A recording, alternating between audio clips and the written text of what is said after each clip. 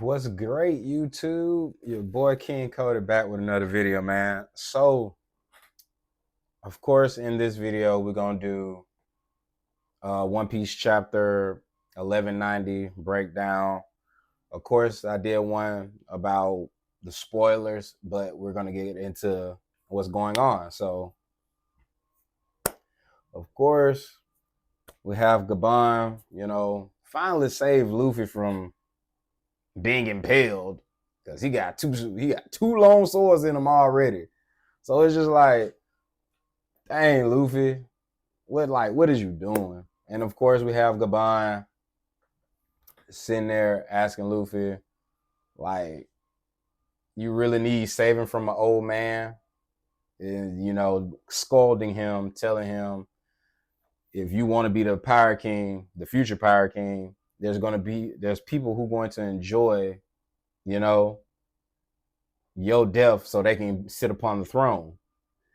And of course, like I said, he's scolding Luffy, tell him if he thinks it's going to be sunshines and rainbows and sweet, whatever, take your little white crybabies, your tail home. You know what I'm saying? And he tosses them to the side. And of course, the swords come out that were impaled in him, all that good stuff. And we proceed to Gabon, of course, confronting Imu and, telling him about his hideous form and explaining to him, why he's protecting Luffy and how he knows who, Imu is. And of course, we got Mu asking him how he knows who he is. And he tells him, he read what Joy Boy had left for them. And of course, he get a flashback of him remembering what Roger, said or was saying, stating that they came too early and somebody in the near future is going to come at the right time, all that good stuff, which of course is prophesied to be Luffy, because Gabon then says that this is the man who Joy Boy, Roger, Gabon, Whitebeard, Shanks, and Crocus have been waiting for, and Rayleigh have been waiting for. And it baffles me because I really want to know what Joy Boy said and what it is that they hope that Luffy accomplishes for them, and what it is that they're waiting for Luffy to accomplish. Like, I'm so curious to understand it, and we can sit here and theorize what it may be, or because Oda already said it's going to be something physical. Whatever it is, it's going to be worth, the journey, the trip, whatever. But I'm just so curious to know what it is that, Whitebeard, Roger, Gabon, Rayleigh, and Crocus, all of them, were waiting on Luffy to accomplish in their stead. And of course, we see some major, beautiful hockey feats from Gabon. It's just like, dang. And he was holding back in his previous fight with Luffy and Zoro. Like, it's crazy because the hockey he was emitting, it even scarred Imu, and like he was the only one really that put a real bruise on Imu.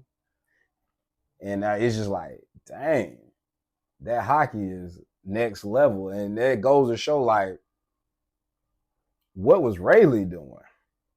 What was, Roger doing? Even though we've seen a little bit of what Roger did, if you watched the anime and read the manga.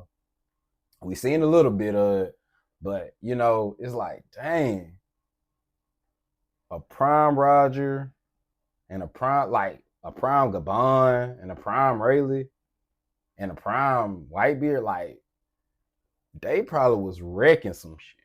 They probably was wrecking shit. I can't even hold you. Like, I'm scared even. And then don't forget about Rocks. He was rocking shit way before them. So and then Joy Boy, like it's just the hockey feats and like, you know, what Luffy gotta, you know, he gotta up his level basically in so many words. And like I feel in this chapter and well in the next chapters and the chapters to come, Luffy's gonna have to, you know, get a, you know, buff up. So is Zoro and Sanji. And this, you know, arc is just all around some crazy feats. Like, and then not to mention, get back on topic of, you know, Luffy in this chapter, Luffy was forcefully trying to heal himself. Like, if his power of imagination allows him to heal himself, like, do you know how big of a feat that'll be? Like, it'll be next level. And like, my thing is, he's still in Gear 5 as we speak, as he was still impaled by Emu swords. Like, he didn't even get, you know, one shot like how he did with Kaido. Like, think about that now. He's still in Gear 5. Got impaled twice. And now he's forcefully, well, from what it looks like, healing himself. Like I said, that's a next level feat if he can heal himself. You know, with his power of his imagination. And like, me personally, when Luffy honestly finally masters Gear 5, it's a conversation to be had about, you know, power scaling, you know, the One Piece verse now. So like, I just want all you Naruto fans, Bleach fans, we're gonna have this conversation now. You know what I'm saying? That's all I got to say on that. And of course, as you know, Gaban attacks Emu and he cuts the sacred jewel tree atom and they're falling down to the underworld. We see that Gaban has lost the arm. And I think he lost that arm when Emu sent his little flame that was on right there on his arm.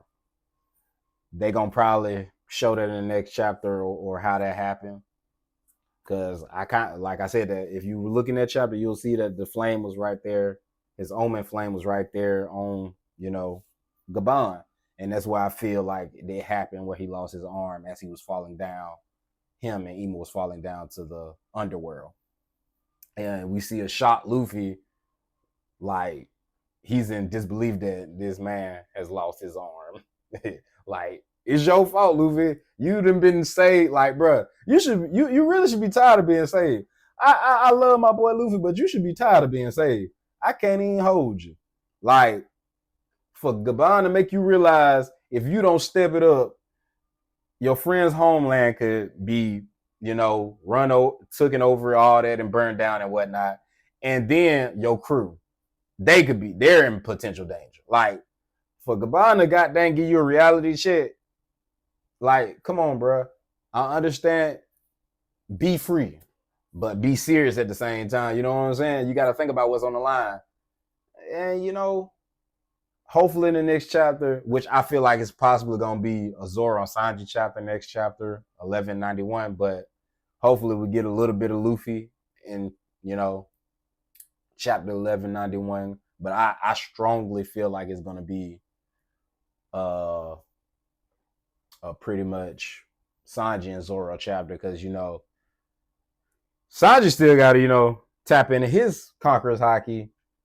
And of course, Zoro still got to, you know, dibble and dabble it with his. And Summers and Killingham, there ain't no pushover now.